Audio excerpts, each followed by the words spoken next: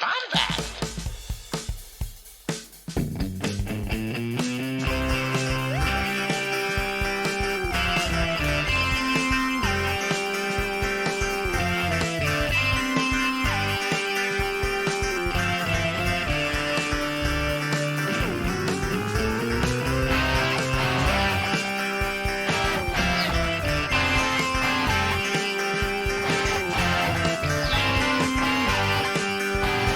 Welcome to the Bombadcast. We have waves, bruh. I'm going to include that. We have waves, bruh. Then belches. We've got waves, bruh. Oh, nice. Okay. Let me see. I got to get like all focused. Why is I was going to send out a tweet. burping such a 90s thing? I don't know. That and farting is like. Why was like the super 90s like fart and burp? Like, why? I don't even understand why. You lived it. I lived the burp and fart jokes. Sometimes, yeah, a lot, actually a lot. I lived those. It was a lot to do with. I think that you couldn't really do it before. No one ever did it before because it was like, it was crass. Yeah. And even in the 80s, they were like, oh, that's too much. That's too much. We're not going to go there. And so in the 90s, they were like, screw it. Like, is it We're going to have a ridiculous fart we're going to have, every comedy is going to have one person farting in a coffee can. Yeah. And then we're going to light it on fire. Yeah. Because that's the thing. But what movie was it? What's the Eddie Murphy movie where they're farting around the table? What is that? Oh, yeah, the clumps. Or no, that was the original Nutty Professor. Yes, my father sends me that scene every now and then from YouTube. And it's just like he thinks it's hilarious. And I'm like, I don't. Yeah. I think it's funny. I think it's because back in the day they're like, we grew up in the land of farts. And so we're like, oh, okay. I just love that could be your they're mantra. Farting on screen. It happens. We grew up. Gosh, I'm about to get. We just need. Let's do next week's episode on farts. So. Farts and Star Wars. Yeah, that would take so much more research than I'm pretty sure some novels mention farts now. Wasn't there a recent novel that mentioned farting and people were pissed off about it? I'm pretty sure, if I'm not mistaken. Yeah, wasn't it? What was it? Like Poe Dameron. Yes, it was. Dameron had a nervous stomach. Yes. Oh God. I think that was in the Rise of Skywalker novelization, which we will get into. So here we go. I'm going to introduce. That was the what? Not the Rise of Skywalker novelization. The fart joke was from what was the book everyone was raving about? What's the book we talked about? Oh, Rise of the Resistance. Yes, that was it. Yeah, man. Poe had a nervous tummy. Yeah, bro. All right, are you ready, bro? All right, bro. Okay, bro. Here we go. What is up, Bombad people? This is your boy, the Canon Junkie. I am here just, chilling, chillaxing. It's maybe you're listening to this at 4:20 in the afternoon, and you know what you do at 4:20? Bruh. You talk about the High Republic with the Bombadcast, and there's no, you know what? You can't have a High Republic conversation. You can't talk about getting high. I can't without my good buddy, Scotty J-Ro, my better half. Scotty, how you doing, buddy? How we doing, Bill? Not this week. So I had to get Paul out of here real quick. Paul, he was about to jump down the throats of everyone again. He's not coming back. I just punched him in the face. I'm doing great. I'm sorry about last week, Paul. I have locks on the doors this week. It will not happen again, people. Will not. Yeah, I mean, you're risking a class action lawsuit right now with a rock star, like a multi-million-dollar rock star, just by punching him in the face. But I think he might be used to it. I don't know. So I was hoping that we would be inquired by Kiss management, remove all of our photos and delete that episode. But it didn't get that big. They're really big about that kind of stuff. But no, bruh, I'm so happy, bruh, that we're here, bruh, talking about the High Republic, bruh, the High Republic, bruh. But yeah, bruh. It's going to be sick, bruh. Coruscant 200 years ago, bruh. When the green was fresh, bruh. 200 years ago. Yeah, man. That's the stankiest High Republic is back 200 years, man. It ages well, Bruh. That's the kind you want. Bruh. But, you know, Scotty, we got an announcement, a huge announcement this week of all of these insane books, you know, that, I mean, we kind of gave you guys the 411 of course, on the top one that everyone's looking for last week. Yes. You know, with you know, a certain, some might say, mature Dark Lord of the Sith. Yes. It's a shadow release, too. Yeah. And it's a nocturnal emission, if you will.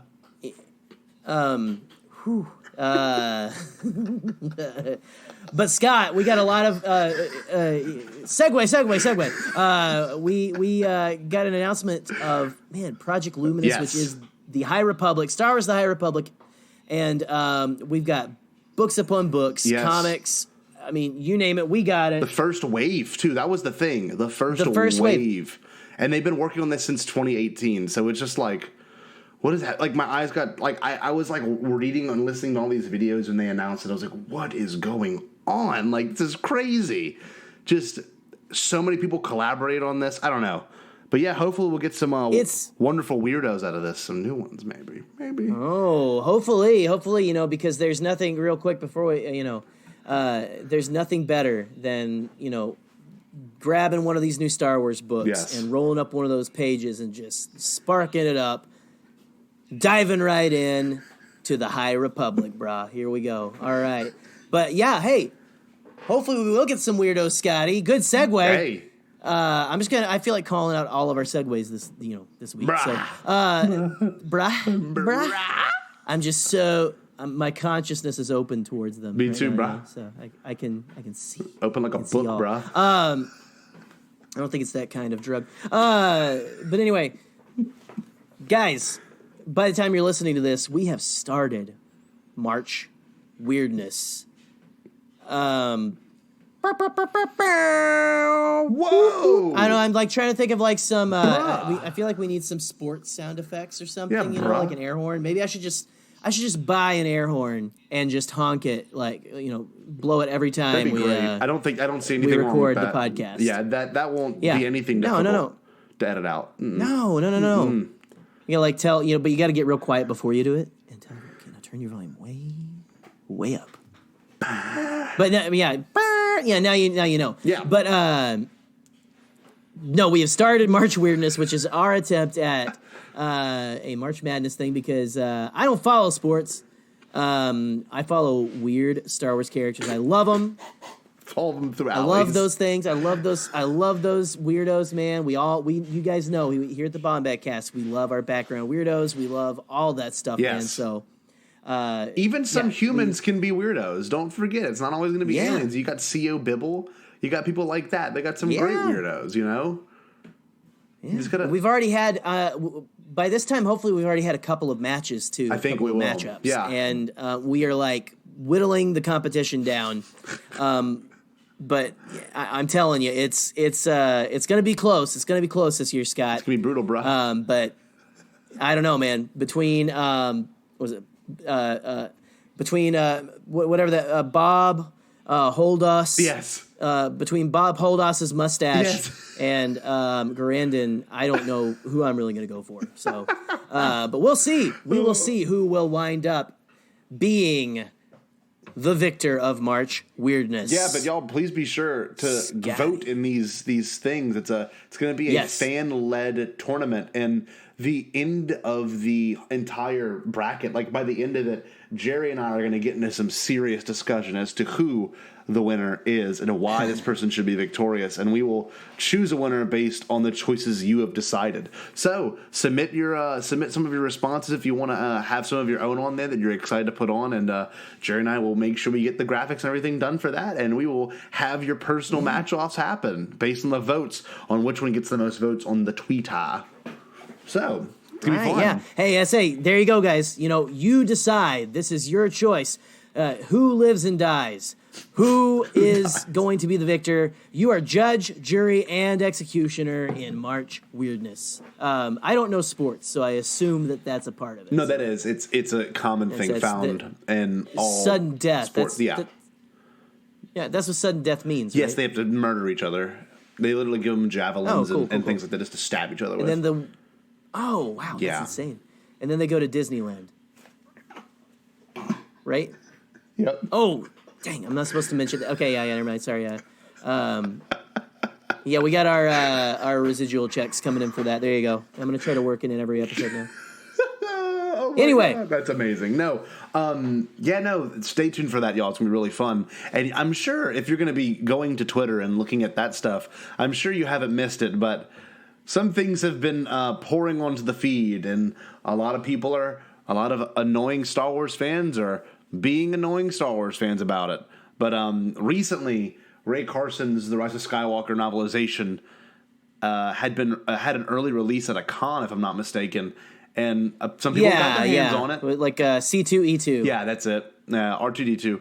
And some people got their hands on it. Oh, what's their name? Oh, it's Brah. That's good. That's good. C2E2. The thing is... Kopi. These novels have been leaking and people have been posting photos. But, Copious Maximus. Let's be honest. Sorry. I've looked at all of them. I'm sure Jerry has too. They're pretty good. Like, it's actually good. I feel like it's going to be a great novel. I actually might get the audio. Well, and I actually haven't checked too many of the leaks, and I got, dude. I don't know if you guys kind of noticed this week. I kind of was AWOL from Twitter, but like yesterday, I got on late in the evening. Yeah, and kind of saw. I saw that actually. You were liking the everything. Proverbial. Dude, the proverbial, yeah. I went on like my mother, like when my mother gets off work. Yeah. I went when she gets on Facebook, and then I get 50 notifications from my mom liking every crazy meme that I've shared. That I'm like, I don't even know if you get that. And again, hi mom, because I know you're listening. But no, I got on last night and just kind of saw some people talking about it. And I was like, okay, what is it now? I've kind of missed a couple of big things this week. And I don't know. Maybe you shouldn't go looking for it. And I didn't really go looking for it, but I just went to see kind of what the issue was. Just to go, because it was everyone was sending out a tweet about it. Yeah, it was. And pretty much everyone. I don't know. I was in kind of a mood last night. And I still am kind of in it today, where I ended up...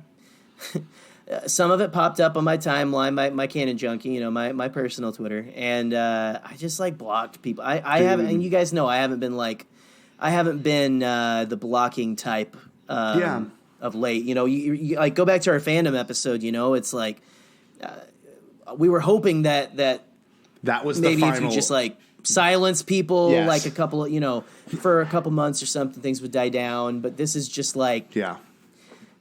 we've all been hiding the same pot of crap under our beds, and we just decided to get them out and throw them into the ceiling fans just this weekend and stuff. I mean, it was like the stuff I was seeing and stuff was just the same level as and again, it's just the pettiness. It's okay for you not to like something. It's okay. And it's not even that I'm sad that it's not working out that way. You have every right to go to your personal Twitter and to make your opinion known. Of course. It's fine. Of course. But what we don't have the right to do is to basically tweet at creators. And it's frustrating, man. I'm why do we even still have to say this? I don't know. Why do we even still? I gotta admit, Scotty, I'm a little salty. No, I'm still a little salty. It's just ridiculous. I didn't want to get too real. And there's been a lot of look. It is not a single group of people. Yeah. It is just people who, like it or not, are using the tactics of a certain group of militant fans who pride themselves on pooping on everything Disney, Star Wars, and new Star Wars, and female characters and stuff. And it's just I don't know if you saw, Scotty, I posted I just got kind of tired of some stuff. It got a bunch of likes. It deserved it too. Well, I never want to cause trouble for it. I'll just say it. There are a lot of female fans. There are a lot of female fans who ship Reylo, who get a lot of, I'm sorry, mom, dad. They get a lot of shit on this website, and it is just a website, but that stuff affects people. It does, and you guys know I'm very. we are. Mental health is very important to me. I mean, it's important to a lot of people I know. But when you are, it's frustrating because it is not, again, it's not the entire Reylo community, and I think it's unfair to say that they're the new fandom menace and all that. You shouldn't be saying that. It is not everyone. In fact, good friend of the show and Reylo, we have good friends of the show who are Reylos, and they are all being very respectful, very kind. They call out the bullcrap when it happens, of course. And this stuff was some bullcrap. Yeah, and it's probably never going to stop, and we got to just kind of look. Can I? Unfortunately, you have to mute. Unfortunately, you have to block and walk away. Yeah. Anyway, sorry, Scott. No, I want to be the light at the end of the tunnel. Can I be the light at the end of the tunnel, real quick? Sure. And it's gonna really play into what I want to talk about this episode too. The light at the end of the sewage tunnel. Pretty much, but this really is a thing that I think. Yeah. I'm glad. This is honestly, hopefully, I pray.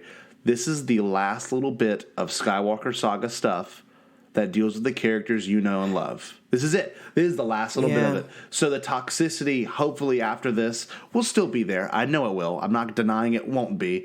But with the High Republic releasing... dinosaurs. Yeah.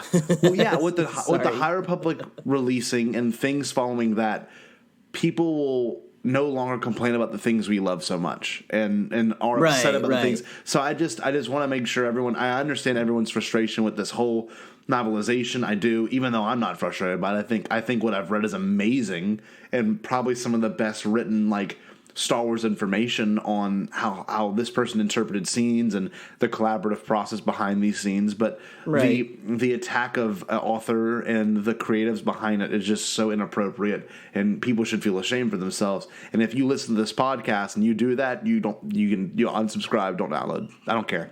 I don't want to have a listener or a follower on this podcast that does things like that to other creators.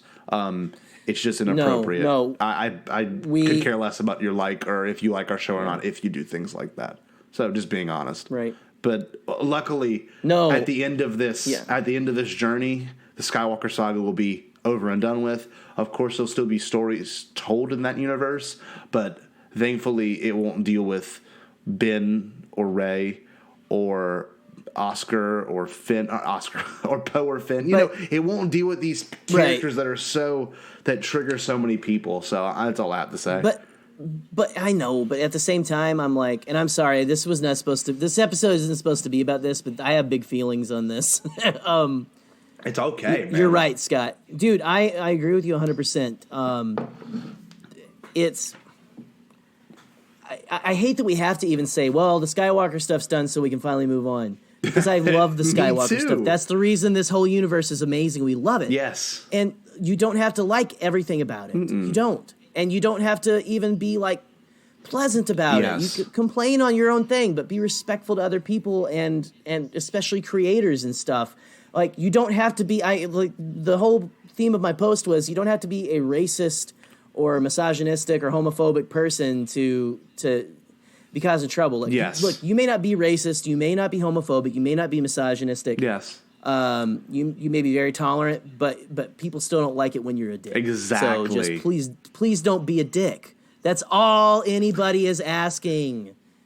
That's all they say, because you're using the same exact techniques as that group that we all really don't care for. And yeah, just go ahead, unsubscribe. I feel like we're like a Alex Jones or something right now, or something. Just you don't believe the lizard men are out to get us? Well, unsubscribe. That's a pretty good Alex Jones. I'm gonna beat your A. That's a pretty good Alex Jones. I've never really done it before, and I'm kind of embarrassed that I did really good. That was good. So. There's babies. That's actually not bad either. There's babies being harvested. And all you really got to do is pretend like you've got an entire hock of ham in your throat. There's babies being harvested. Talk through that. Oh, there's a baby. He's being roasted over a spit. By the lizards. By lizard people. You put on your tinfoil. Put on your tinfoil, people. What is the wear your tinfoil hat and underwear? What's it? Not the feds. I forget like his phrase. The feds don't want you to know. I don't know his phrase. He's got a phrase. It's like, I love that video where someone did a montage of him chasing after that kid across the the intersection. That's amazing. Like, get back here. Oh my god. He sounds like a pro wrestler. That's honestly that's what it is. It's like just take Macho Man Randy Savage and add a little dash of what's a polite word?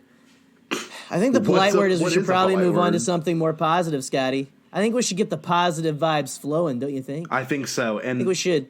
And I think that we should take this podcast all the way to 420ville, baby. Is that a thing?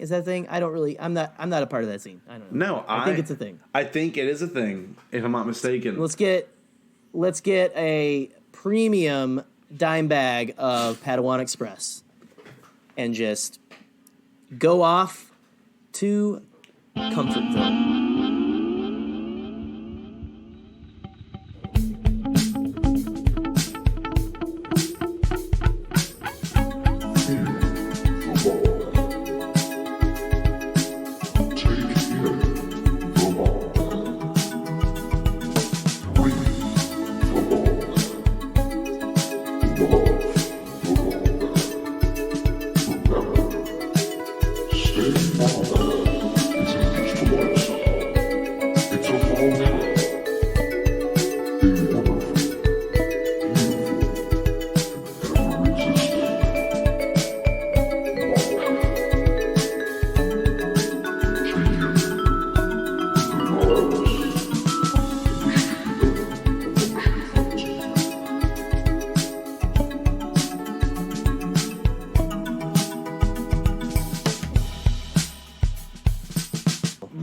Everywhere's a Ville. Every town I come up with has Ville as the last. Villerzone. The last Villerzone. Villerzone, bruh. No, y'all. It is so amazing to go into uncharted territory. It feels like a kid in a candy store. Like, I'm not gonna lie, I haven't done like the refresh a page thing in quite some time. Like clicking refresh on the Twitter to like see what the next post is gonna be. I was keeping up with Star Wars Explained and some really like Disney like lights, magic, and sound. Some weird page that like was reporting on it. And Amy Ratcliffe. Is that her name? I think I was doing her as well. Yeah, I was keeping up with everyone on Twitter. Amy. It was amazing. It was so much fun with everything dropping and like, I don't know. My good personal friend Amy, as you know. Yes. Yeah, that's who that is. You're Biffle.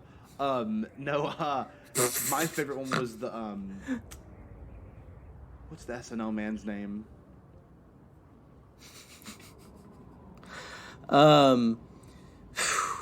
What season? No. He was there. He was there. Oh! You're talking about a Star Wars SNL man. Yes. And I think I don't know if there's any of those actually on the show right now, but you're talking about Bobby Moynihan, correct? Yes, he went on and he said the only movie he saw was The Phantom Menace. And I think it's one of the funniest comments of the whole panel. He went up there, he's like, well, the only movie I've seen is The Phantom Menace. And it's just like, oh my gosh. The idea of that, like, to like intro yourself, like the idea of that is freaking hilarious. Imagine if you were like so invested in the fandom and the only movie you've seen is The Phantom Menace. It's your only concept of Star Wars. Right. Oh, it's funny. I just really like Baby Anakin. Yeah. So. Well, much like the prequels, this new storytelling of Star Wars is all new territory, and I am beyond excited to know that we're going down this journey. And like the biggest like reveal, honestly, of this whole thing was that this is the first phase of it. So I think there's going to be like a 3-phase or a 4-phase arc of this storytelling, this conjoined storytelling, which I think it's so cool that these authors approached Kathleen Kennedy about it, and it was more of like a thing that they desired to do. Rather than like a thing that was mandated of them. You got to write the next Han Solo novel. You need to write the Ahsoka novel. I feel like that this was more of like why don't we tell a story we've never heard before? And I think that was a good Kathleen Kennedy, by the way. Was it? Well, you gotta go. I'm joking. Yeah, this is what the feds don't want you to know. Completely joking. It's like if Kathleen Kennedy and Alex Jones were if they made a clone out of both their DNA. If the lizard men, if the reptilians made like a clone of Alex Jones and Kathleen Kennedy like mixed together, that's exactly what they would sound like. I'm about to get real Gerald on this podcast. If the Nordic whites or the Greys, I know. Oh man, I've been listening to a lot of. I knew that would trigger you. Stay tuned for our hilarious paranormal podcast. Nordic whites. Anyway, I knew you would get that. Otherwise known as space racists. Yes. With blonde hair and blue eyes. Okay, so very beautiful. They love the Nazis. Don't they love Anyway, I've listened to a lot of that stuff this week. So did you? It's been a while since I've gone down that rabbit hole. Last podcast on the left. Be careful, you will slip in and not come out. It's like a vortex. But they're on Spotify. Anyway, that's enough plugging for other podcasts. So we should go. Okay, we should keep talking about our topic. I'm sorry. Back to my Kathleen Kennedy. It's so cool that this idea was like approached the way it was, and like these authors went to Skywalker Ranch and collaborated on what they wanted to see out of new Star Wars stories. And I think it happened in like March of like 2018. So. That was like around the time Solo was like doing its marketing. That's a long time ago. Like think about that. That was a while back. Isn't that crazy? And it doesn't feel like it was that long ago. That's nuts. It was.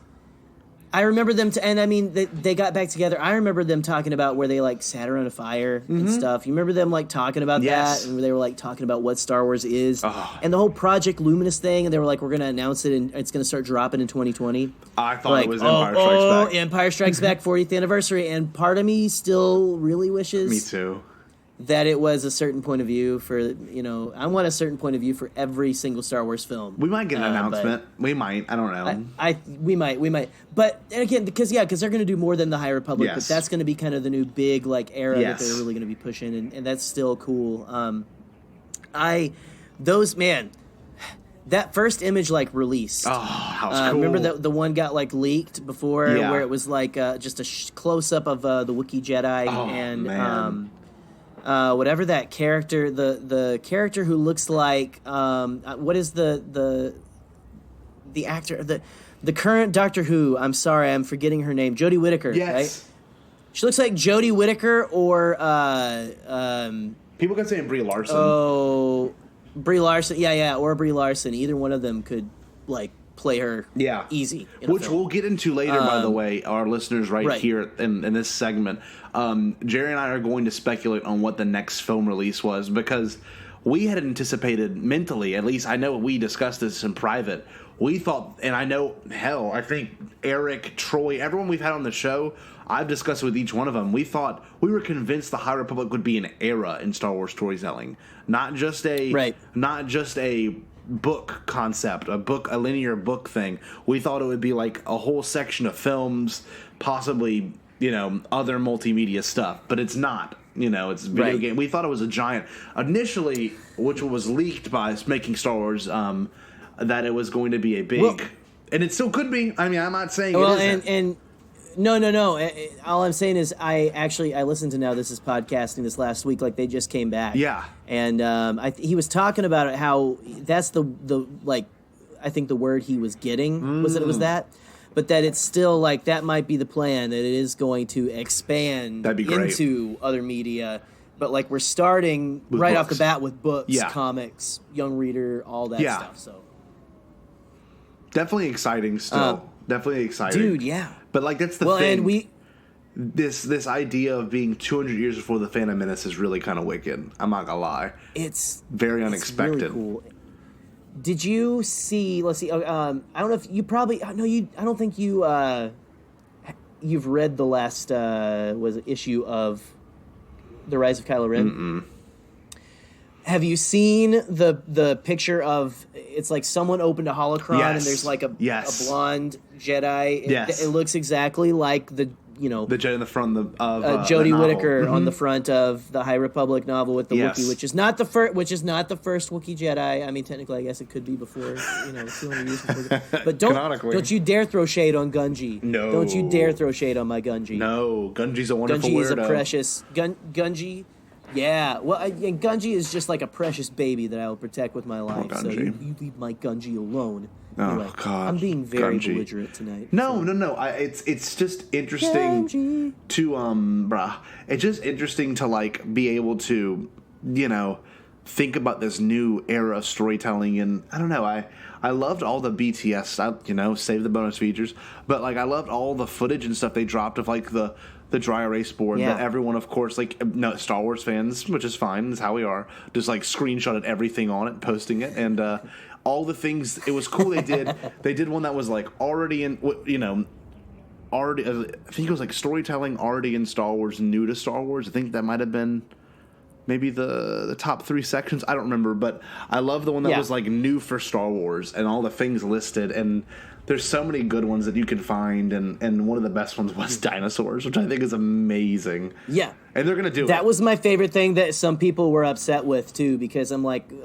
And it's funny, they said... Was that under the new to Star Wars port? Yes. Portion? Really? Because it's like, I feel like dinosaur-like creatures have been, like, everywhere since the frickin' holiday special, man. Boba Fett rides up on a plesiosaur. Exactly. I mean, come on. Exactly. He shocks it with his tuning fork, which we later found out is, it's now a super cool disintegration. Yes, it is. Yeah.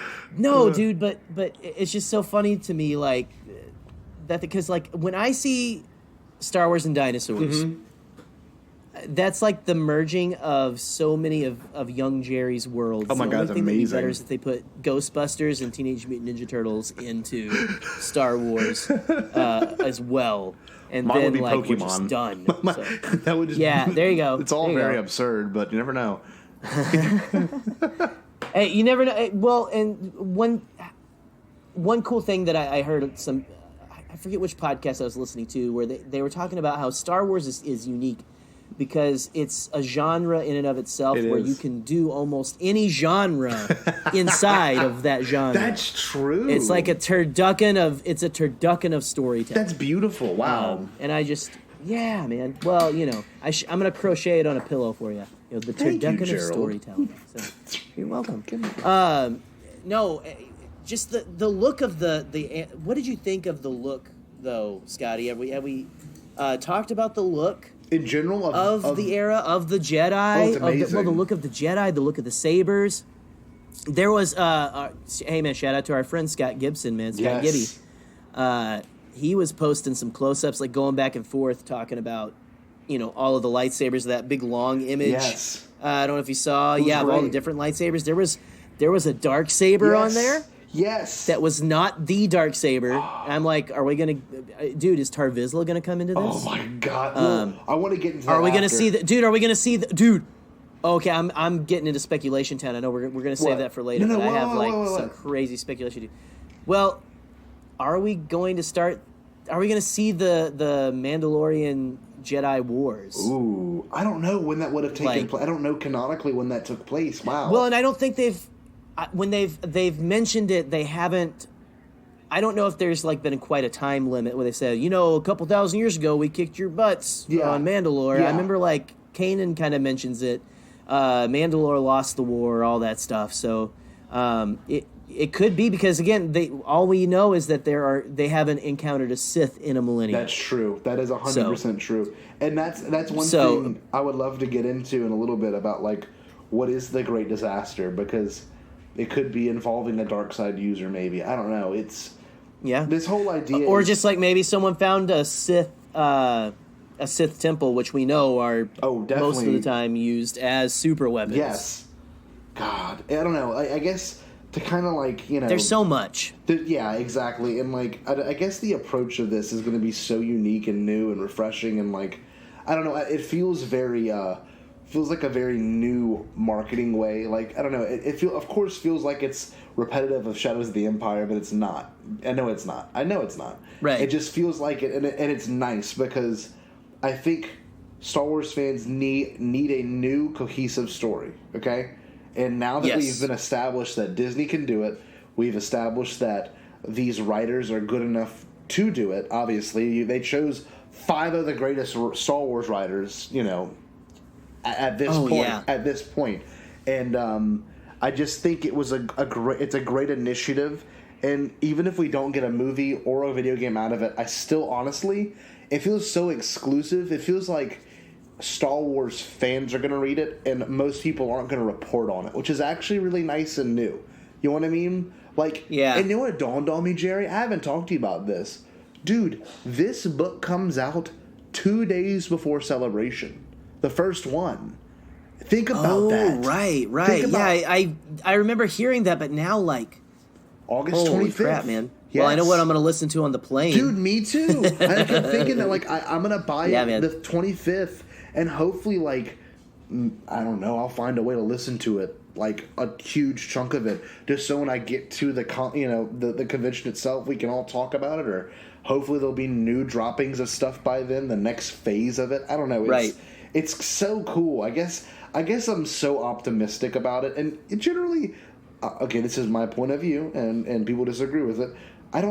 Disney Lucasfilm has not done a single thing where I've been like, oh, it sucks, poo-poo, I'm never going to join you, and I'm never going to join you. No, but like this new storytelling is just so exciting, man. I guess I'm pumped about it. I really am. It's just refreshing. Yeah, I am too. It's I don't know. Yeah, I have been in the same boat, you know, like, guys, those of you who listen to us, you know, me and Scott are generally pretty positive about all this stuff, you know. It doesn't mean that we don't have things we you know, don't care for. I mean, absolutely, everybody has that, but I don't know, man. I'm with you. I'm excited for it. I mean, I honestly, I have to say, I would be more excited if it actually was an Empire Strikes Back. Yeah, me too. You know, a certain point of view. But that's because, again, we 100% need this, and they need to go and I know, like, some people are like, wait, we're just going back 200 years. I don't. It's interesting. It's interesting to see, because that does interest me. What is going on before the Sith show up? What are the Jedi doing? Yep. I think we're 100% seeing Jedha in its prime. I think we're seeing a lot of things. Because I think that was in some of the promo images. They're not Jedha, but the trailer the concept art. They were showing like giant statues of Jedi. Yeah. Maybe we get to see the Jedi. Like, I don't know. They said they're like the Knights of the Round Table. Yes, like Arthurian kind of things and stuff, which is and. Okay, real quick shout out to how much I enjoyed, and I had a tweet that like didn't go viral, but a lot of people like really posted their sentiments on it too, about how we all miss frickin' Pablo Hidalgo on Twitter. Oh my god, like, it was. So I think nice I said I really miss Pablo's you know, snarky tweets and I miss how dry he is. Transformers drawings and his Simpsons memes. Yes. I miss it. I miss Pablo. I just miss Pablo. Me too, man. So, and it's kind of I don't know. It's nice to know that all these people are working on this together, especially him being involved, and you know, I think we need it. And to kind of go back to what you were saying, 100%. Jerry, like Jedha and everything. One thing I think can show back up that no one's, at least I haven't been reading or listening to that many podcasts as of late, but no one's been reporting on the fact that we could get, like, you know, Jabba even in this, because Jabba's like 600 years old or something. He's very old. But by the time he's in the how old is he? And I'm the canon junkie. I've got to like look it up or something. I don't know if it's been officially set in canon. But back in the day, before everything, like they could live like over like a baby Hutt stayed in the womb for over 1,000 years. Apparently, yeah. They said he's about 600 years old. So I don't know. Yeah, man. It's I don't know. He's old. He can show up. Yeah. He can be a little... Oh, what if he's a little Huttlet like Rada? Oh, that would be sick. I mean, Jabba's daddy. That would Jabba's be great. Daddy. And you never know, they might need to go to Tatooine, you know. Or even, like, the fact that we can get Chewie's Force-sensitive parents. It's going to be so cool. Yeah, man. You know? Because, you know, Chewie, in order to fly the Millennium Falcon, he needs to be able to use the Force. So, that's obvious. Wait. What? Chewie's force sensitive because Chewie's a Jedi. That was Chewbacca. That was Chewbacca's dad in the thing. The cover. Oh, okay. Because you said that so like this is an undisputed fact that Chewbacca was like force sensitive and stuff, and I well he was. Is this a real thing? Don't correct me. What's on the going pod, on? Please. I won't correct you. I won't correct you. I just don't. I'm like I didn't know this was a thing, and I'm kind of like confused. So anyway, yeah, sure. So we could even he's got to be, with how he like stopped those missiles with the Force. Yeah. In TLJ, it was a late edition, but I think it really worked out. It was really cool. So. No one answered. Could you imagine? Yeah. If I just want to I have to bring it up. We're watching TLJ and like something's flying towards Chewie, and he literally like extends his arm out and stops with the Force. What do you think the fandom would do? Like what? It would just implode.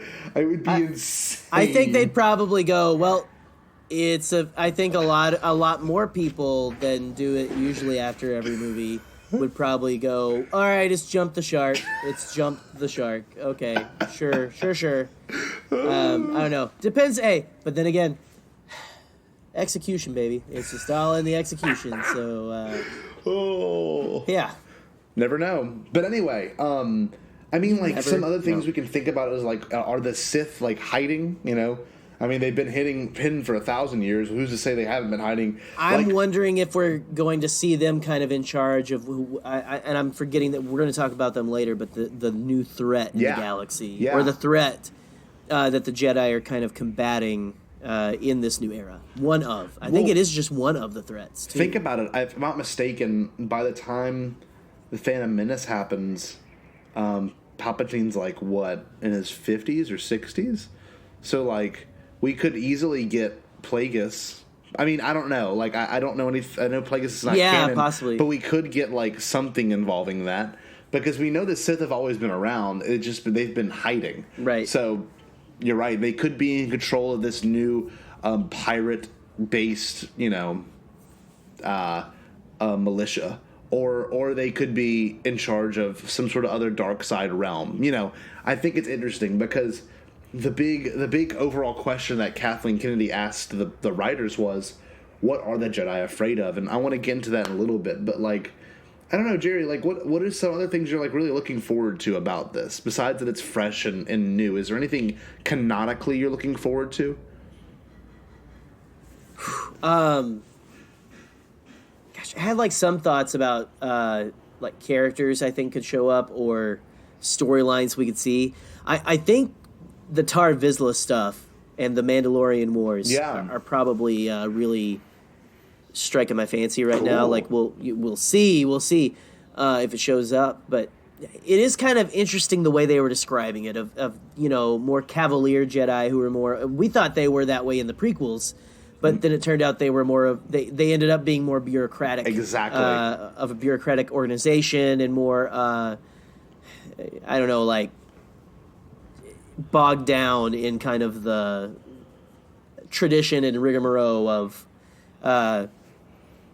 they lost their way. They had lost their way by the time the prequels showed up. And it's so by funny. The time they showed up in Phantom Menace. We had been mentally... but just to see, I don't know. We've been mentally what a Jedi is. By that Obi-Wan quote that, when he was a Jedi, like, it was wonderful and it was very peaceful and there was no issues. But it's really kind for of over cool. 1,000 generations, Yes, and that's another thing love that that kind line of still. Well, that's what triggered a lot of what this novels are going to be about. You know what I mean?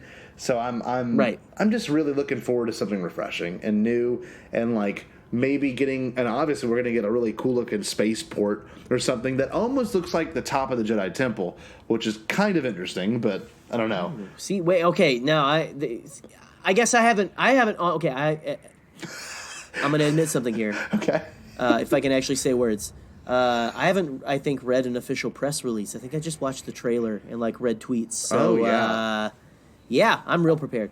But no, I heard nothing about this spaceport you talk about. Oh, but it's a beautiful spaceport that's like on the cover of every novel, and like I don't know if that has to do with the Great Disaster, but if you really look at like the design of it, it looks like the top of the Jedi Temple. Like it looks like like where the masters would meet. It looks at the very top of it in a really weird way.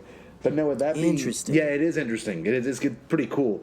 But yeah, no, I do agree with that, Jerry. The fact that like this whole new, I guess, era of storytelling could really maybe even make more mysteries too, or possibly reveal stuff about what we know so far in canon. It's wicked. Yeah. It's going to be really awesome to see. There's a lot of potential, and again, it looks, just the look is cool. It reminds me, I remember seeing some art that people had drawn from the EU of, I think it was the Jedi post Return of the Jedi. Yeah. And they wore more flowy clothes. Yeah. Like, almost like what you would see Errol Finn wear in like a old 1930s like Robin Hood movie or something, is what it reminded me of. It reminded me of like something, from William Shakespeare. Of course. But it's almost more, I forget who said this. Someone was saying it looks almost Greek. Like they almost look like Grecian heroes.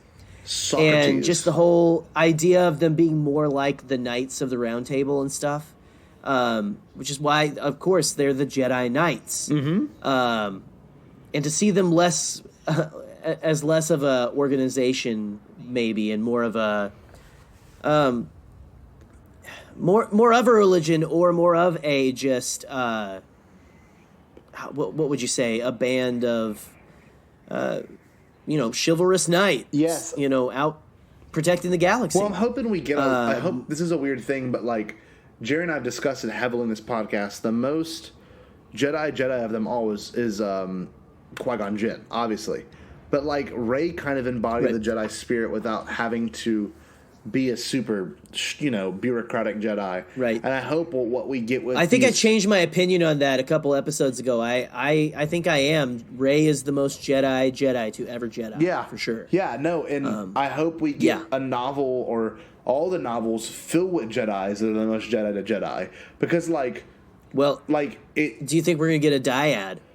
You know what? Honestly, which I want to get into, of course, in the later discussion about where is this going to end up going, or where could the movies go. I think the dyad thing's going to show back up, maybe in. I think so too. Story. I think they're setting stuff up, maybe to explain it more or something. But you were going somewhere, and I decided to throw a stick in your bicycle. I guess what I was trying to get at is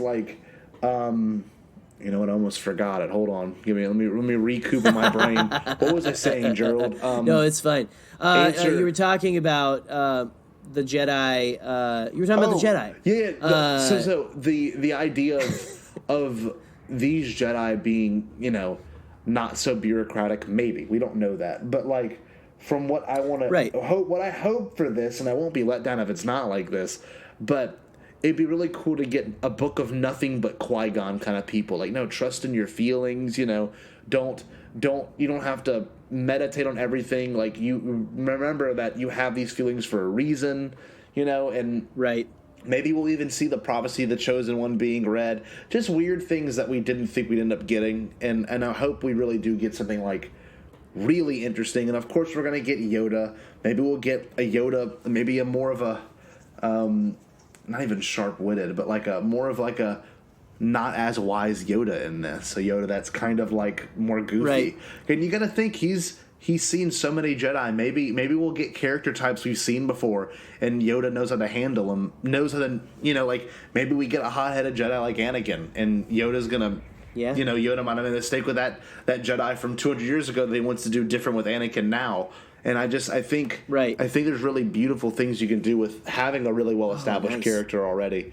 So I'm honestly, I'm such an I've always been open-minded, but I'm super open-minded about this because it's not dealing with anyone we know and love already. It's not another Thrawn novel, So I'm I'm looking forward. It feels. What, Jerry? I'm sorry. I was just gonna say I think everyone's thinking little kid Padawan Yoda, but I don't think we're going to get that. Nah. I think he's going to be middle-aged by this time. Yeah, I mean, definitely. If it's just 200 years before. So I'm looking forward to seeing maybe Yoda with less wrinkles and maybe Nicolas Cage's hairstyle. Maybe like Nick Cage when he goes and does like Con Air, you know, where he's got like a widow's peak, but it's still like a freaking sweet, like, you know, mane behind his head. So anyway, I'm just excited to see how they kick it all off, because there's it's Charles Soule with the first novel, and look, I'll do that real quick because we haven't really discussed what is coming out. Right? So, what are all of these novels? So the first novel to release is on August 27th.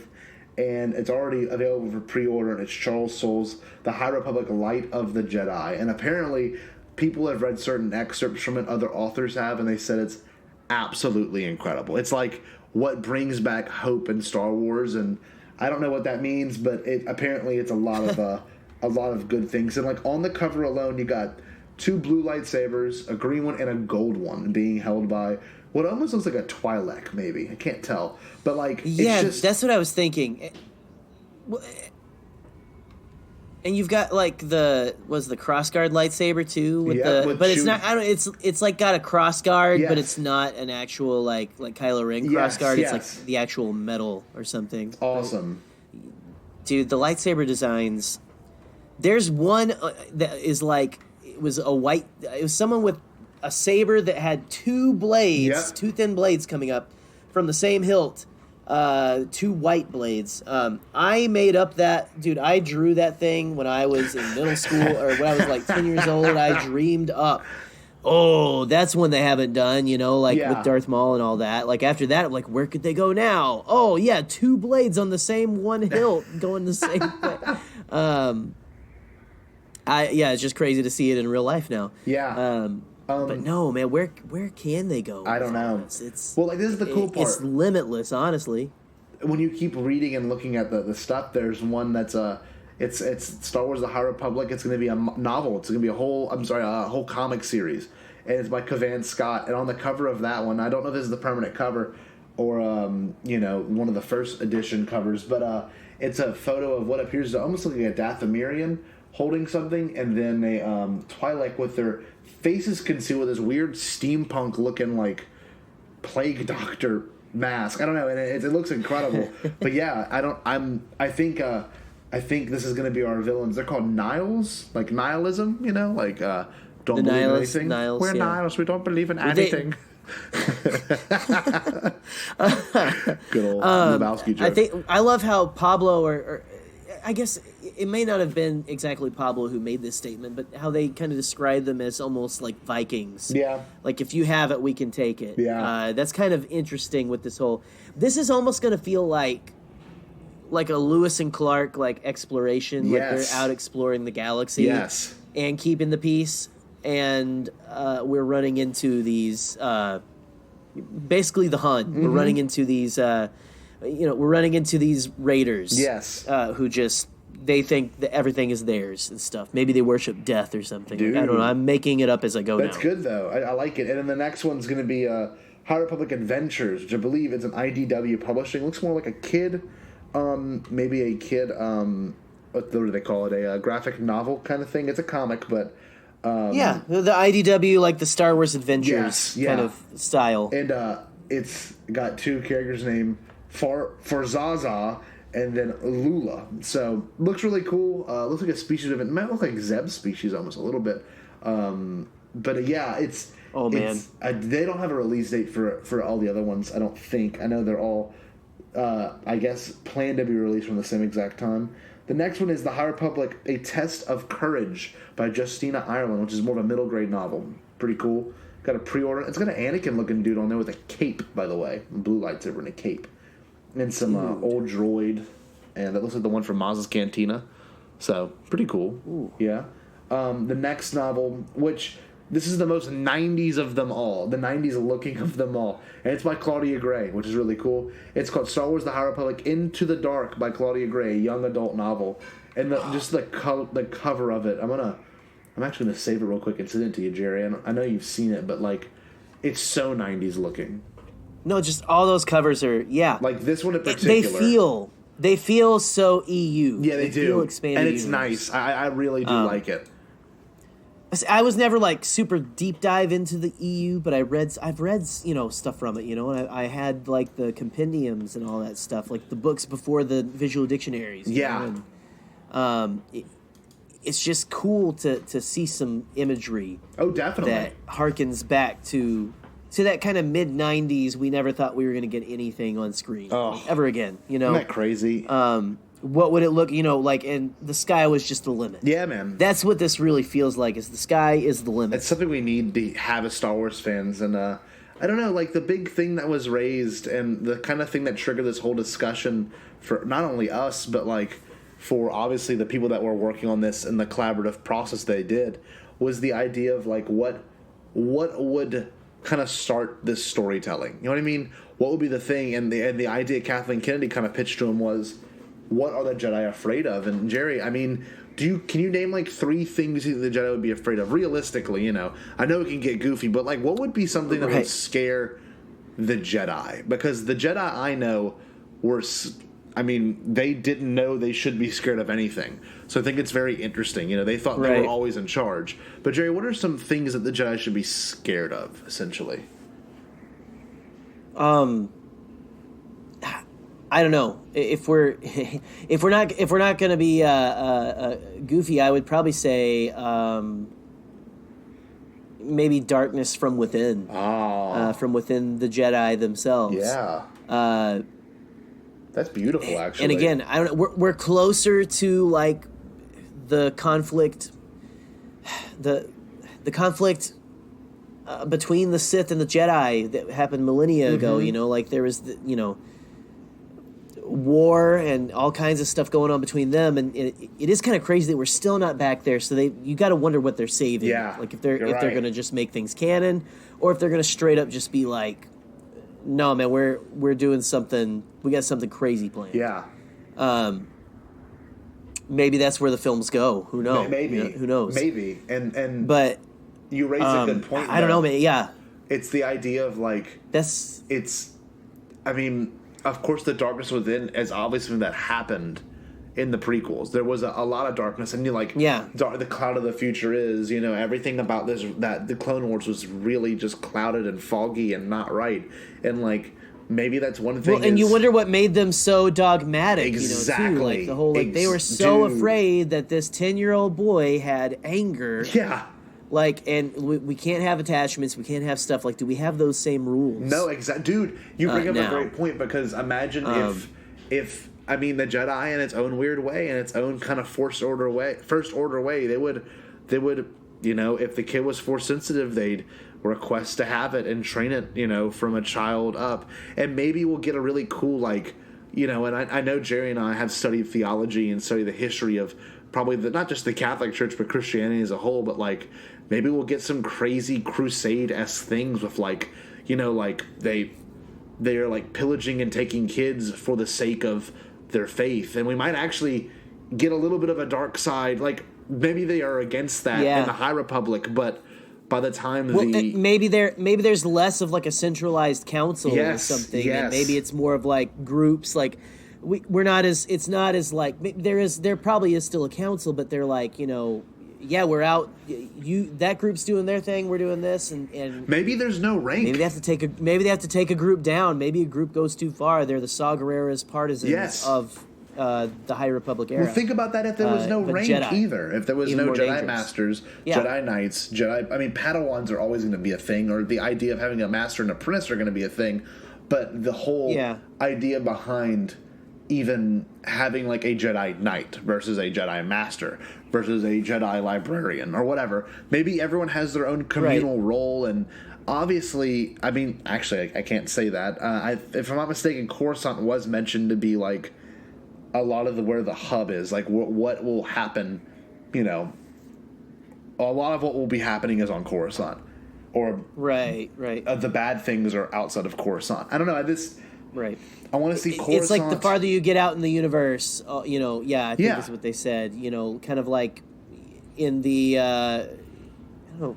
untamed territories, so to speak. Well, it's like, I don't know, it's kind of a cool idea to think like New York City right now, in the year 2020 was like, it's incredible. It's a super highly advanced, it's like beautiful and big. But you got to think if it was 200 years ago or 100 years ago, quote unquote, New York City in the year 1820 or 1920 is so extremely different than the New York City we have now. You know what I mean? And right. And maybe we'll even approach it from that way. And I know Star Wars is really kind of rooted in the future. It's a lot of futuristic tech, but we might even get things that, like, you know, obviously don't exist. Maybe hyperspace could be a fairly new thing, you know, for some people, and it could be something that only certain groups have. But like, I love this rabbit hole we can go down, thinking about what can be new to these readers and these characters that is so common for us. You know what I mean? I think it's really kind of cool. Oh yeah, 100%, man. And I don't know. There is so much that can be done with a topic like this, and I don't know, man. The future seems bright, and they are the art, the covers for these things. That whole it looks bright as well. Like you said, the reignition of hope or whatever. Yeah, I don't know, man. It's completely uncharted territory. Yes, you know? Like it's. I don't know. I'm excited to see where it goes. Me too, man. And I don't know. I guess to answer the question back, I'm sorry, we kind of went on a tangent there, but what are the Jedi afraid of? I think the Jedi are not only afraid of... I think they're afraid once they get this power, they're going to lose it. And, like, anything when it gets too powerful will fall. And obviously the Jedi did fall, and they fell very hard, you know? And right. I hopefully we'll get a Jedi that are, like, trying to build up their, you know...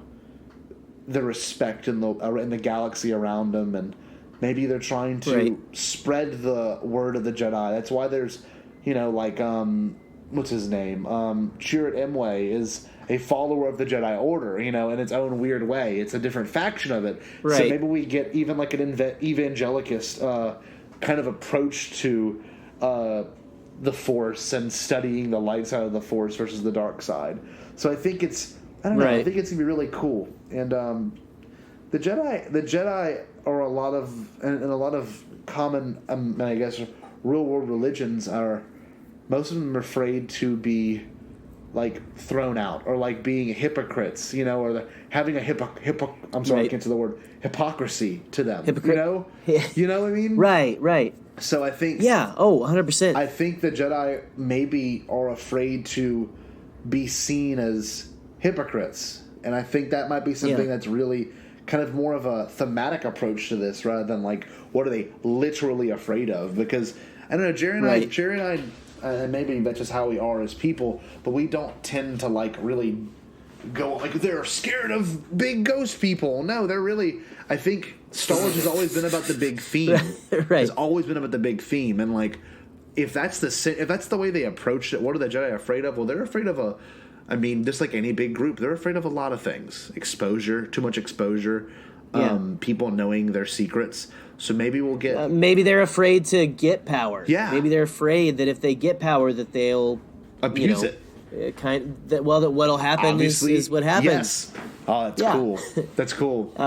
Maybe there's, are we going to get premonitions of the future of things going on? You know, I love that. That's my favorite thing in Clone Wars.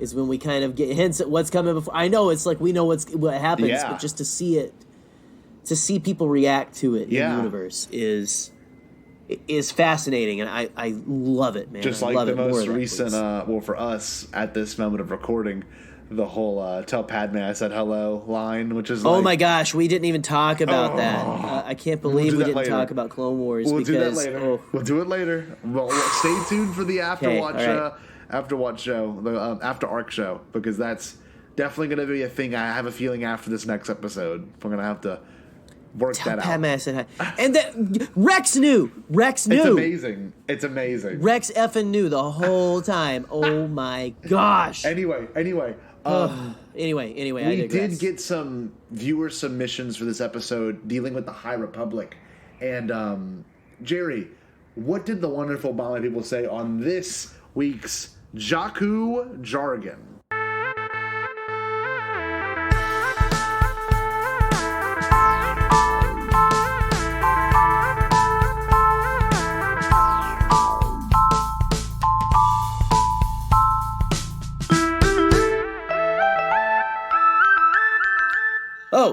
Sorry, Scott. I just can't help but dance every time I hear that sick Ray beat. It makes me want to It makes me want to go to the High Republic, baby. High Republic, brah. You want to do the Jakku Jitterbug?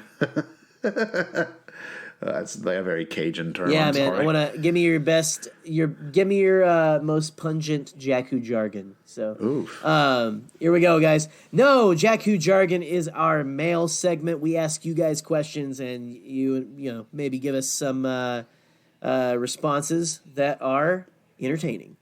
So this week we asked, all right, Bombad fam, what are you most looking forward to about the High Republic era? It could be one of the books announced, or just your excitement for exploring a new era. Tell us what and why here to get on the show. Hashtag Star Wars, hashtag Jakku Jargon, hashtag Stay Bombad. And keep in mind, anyone can do this. If you haven't done it yet, please join us in for Jakku Jargon. It's always on Twitter and Facebook. Yeah. Twitter and Facebook on our group. You know what? I'll start posting it on the page too. The Instagram, the Insta. There you go. Who knows? We got to see. But anyway, first up in Jakku Jargon is our good buddy Seth Parnell at Galenorian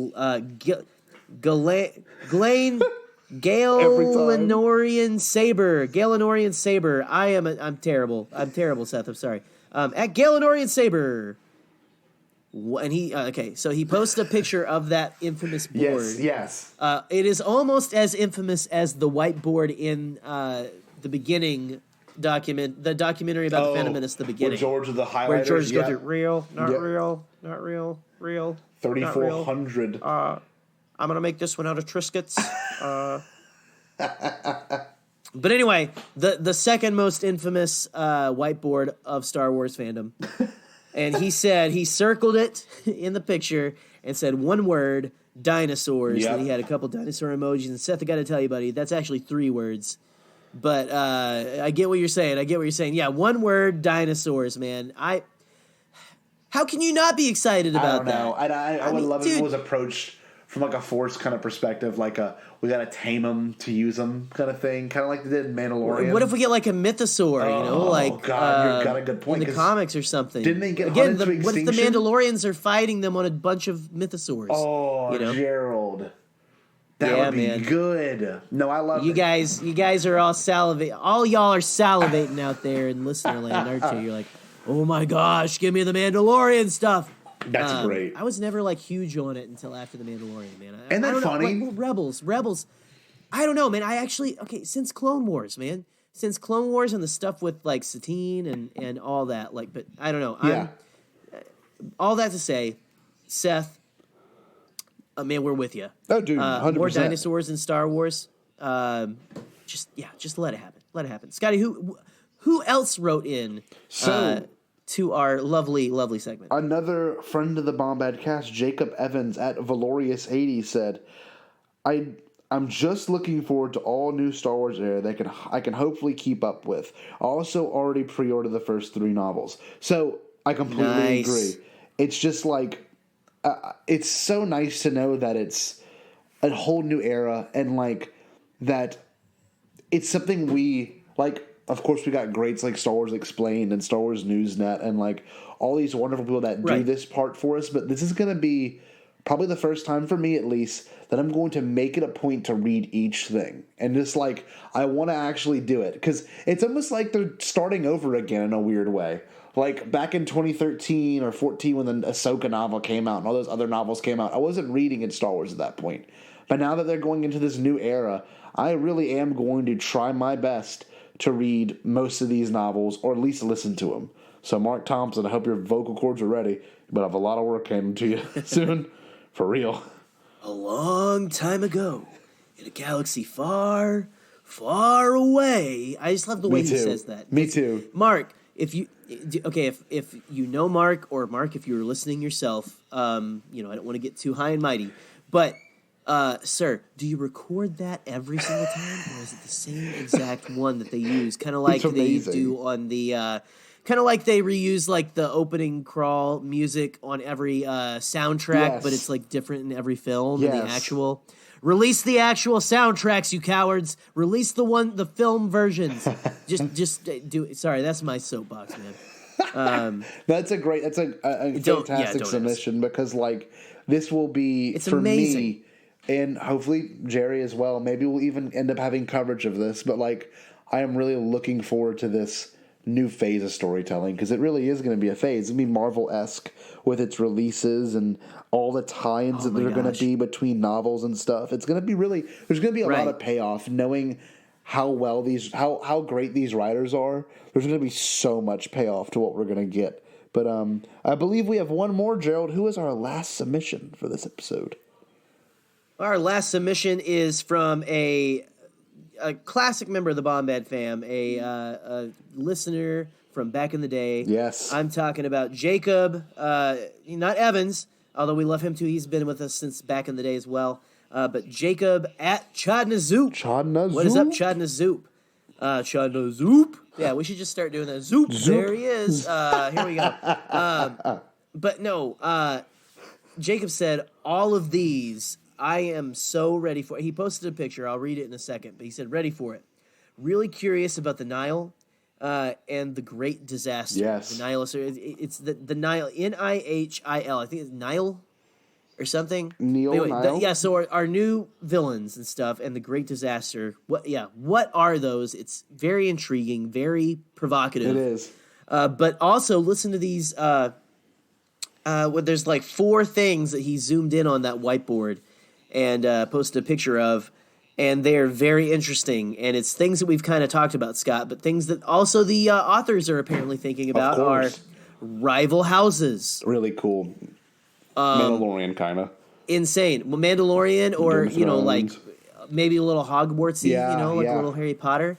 But maybe a little more like we were talking about splinter groups who maybe are a little more extreme than other Jedi, Oh, that'd be awesome. The Sith Empire, which I want to know all about that. I want to know all about the Sith Empire. They know what they're doing with these boards, by the way. This is so Star Wars. Like even this early marketing campaign is so Star Wars. Like, let's just throw a bunch of things. They're gonna drive these fans crazy. And look, we're talking about it right now. Oh my gosh. They completely have. I mean, well, and I love my second favorite thing. Oh no, actually this is my favorite thing, and the people being mad about dinosaurs is my second favorite thing. My first favorite thing is the authors really playing up the fact that they are talking about dinosaurs. Yes. Like Charles Soule and Daniel Jose Older. It's amazing. Like Daniel Jose Older, or I forget who, like they retweeted, like someone posted a GIF of someone dressed in that T-Rex inflatable outfit, that is like in every YouTube video ever since like 2015.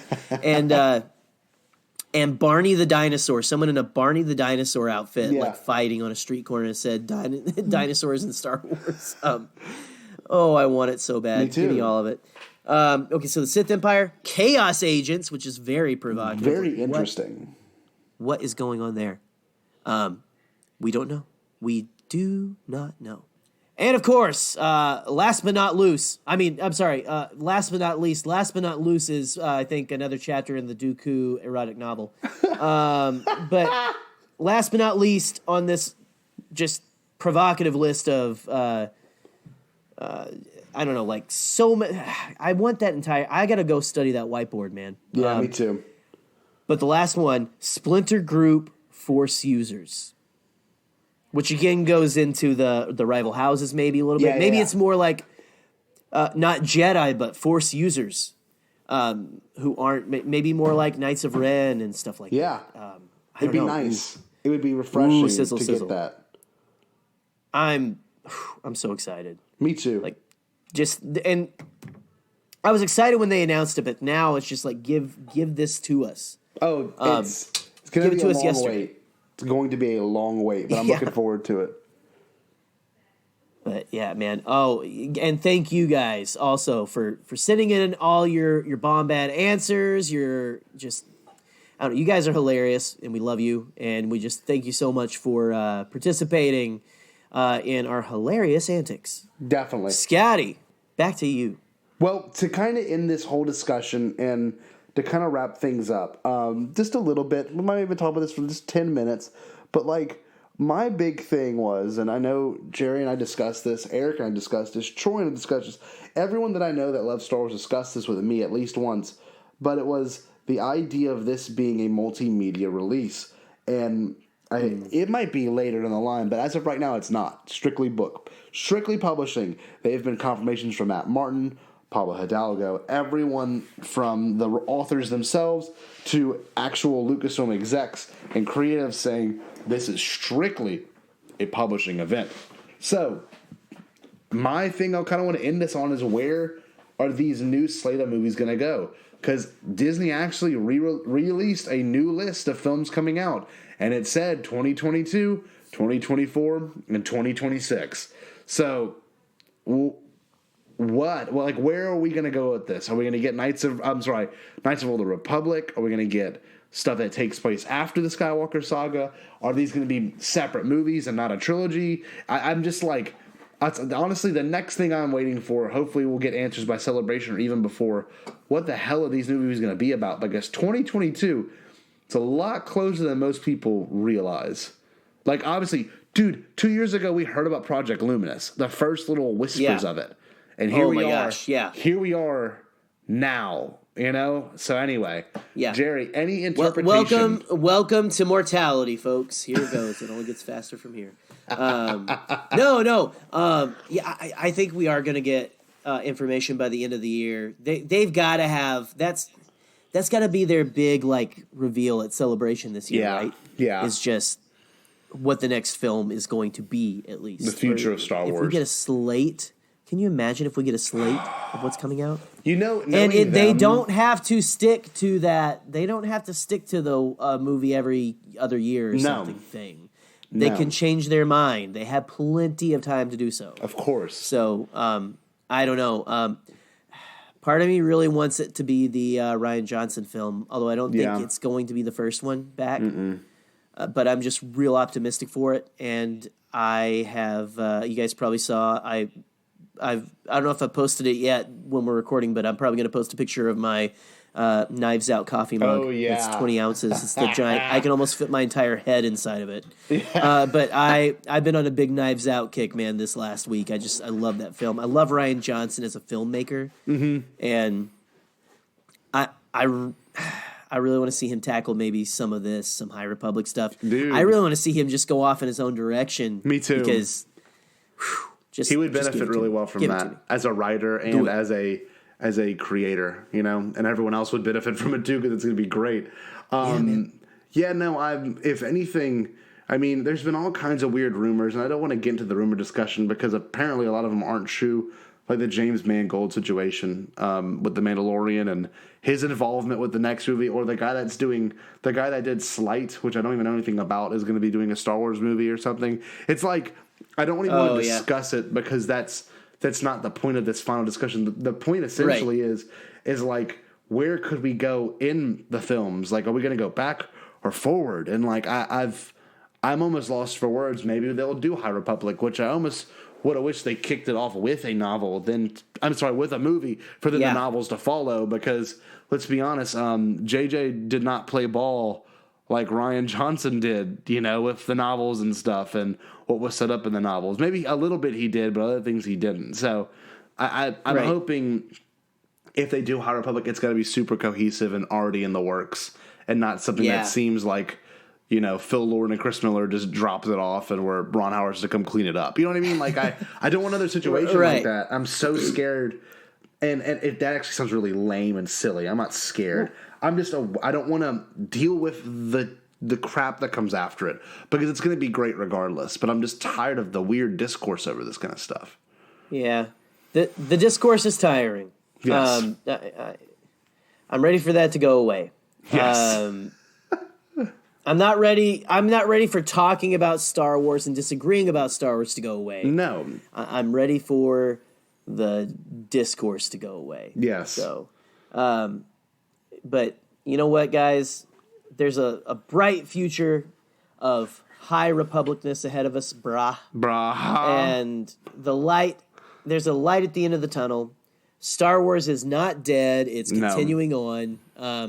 We're going to be dead before Star Wars is. Mm-hmm. I don't know why I'm really focusing on the mortality thing at the end of the episode, but here we are.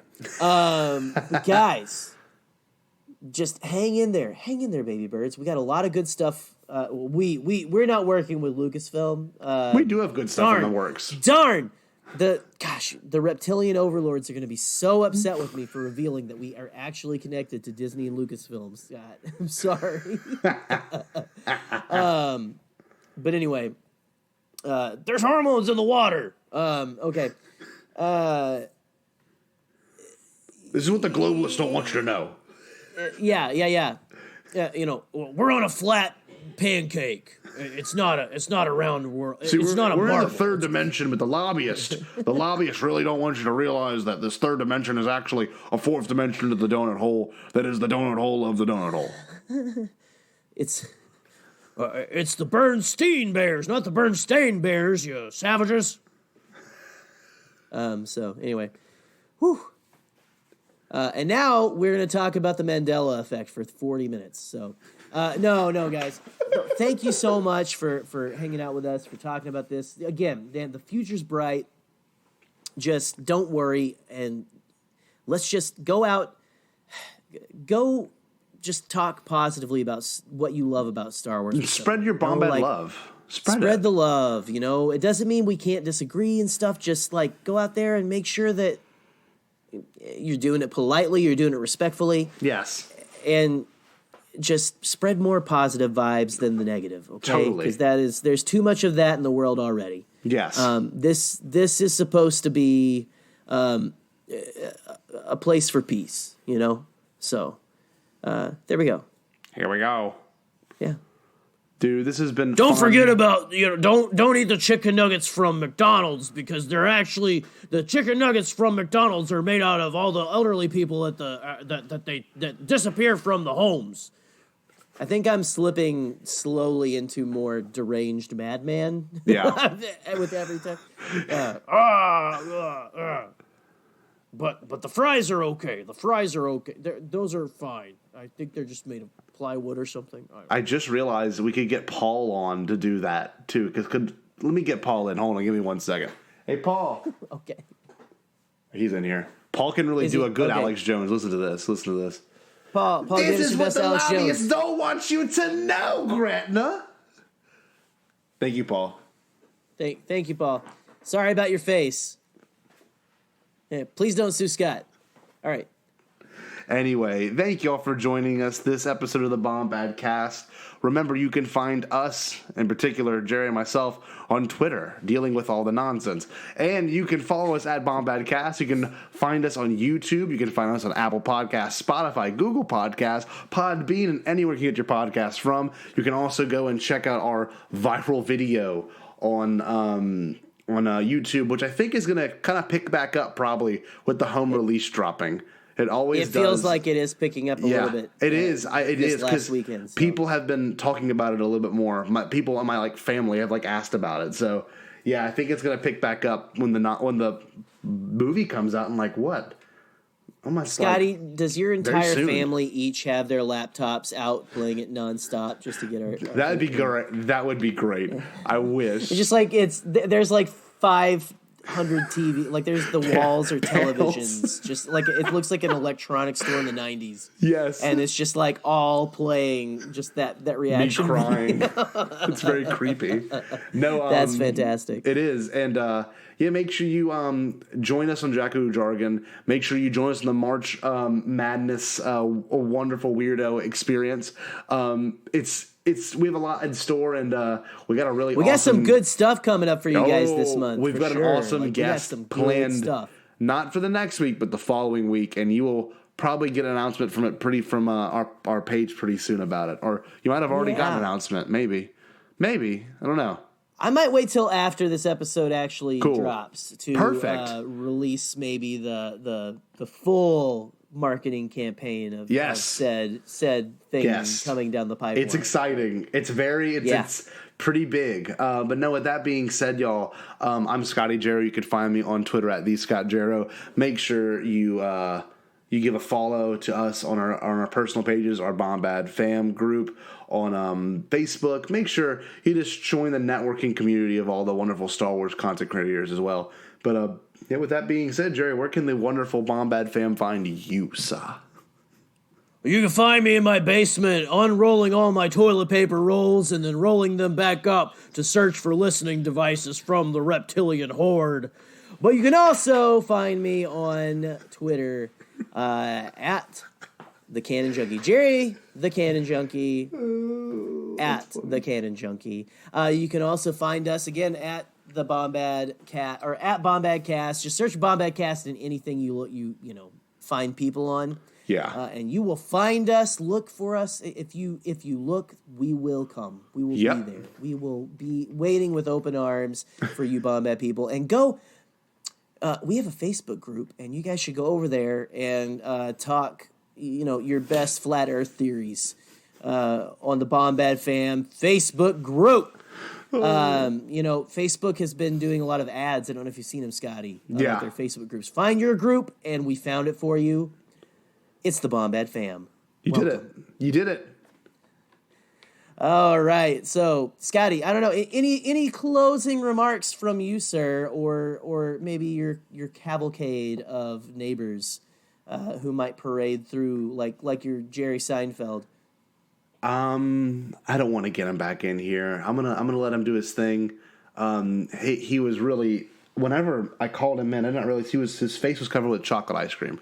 So I'm gonna let Paul finish his ice cream this time. He's a real chocoholic, man. He's a real chocoholic. So he loves eating that chocohol. Yes, he's well. Whenever we go out to eat, he doesn't even order the meal. He just orders the dessert first, and it's really weird. Yeah.